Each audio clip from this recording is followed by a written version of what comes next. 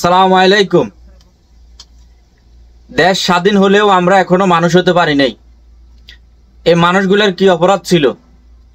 এই মানুষগুলার ঘরগুলা কেন ভাঙ্গা হইল?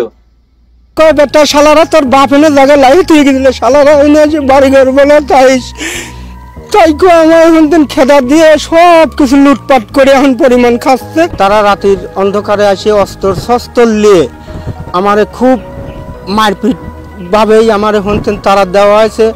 আমার বাড়ি ঘর ইট পাটকেল সব কিছু ভেঙে চুরিলে এখন আমরা কোথায় যাব কোনে যাব আমার কোনো কুল কিনার নাই।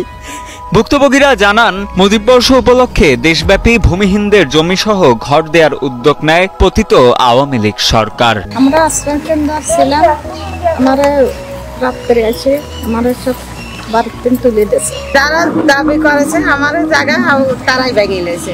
এটা আমার সব তুলে দিয়েছে, আমরা চলে আসি। রাত্রি ওরা অস্ত্র শস্ত্র নিয়ে এসে অনৈতিক জুলুমি কাজ থেকে সবাই বিরত থাকবে, ঠিক আছে? এই মানুষগুলার এক সময় ঘর ছিল না, এই মানুষগুলা থাকার একটা জায়গা পাইছে। এদের উপরে জুলুম করিয়েন না, এরা অসহায়। ধন্যবাদ।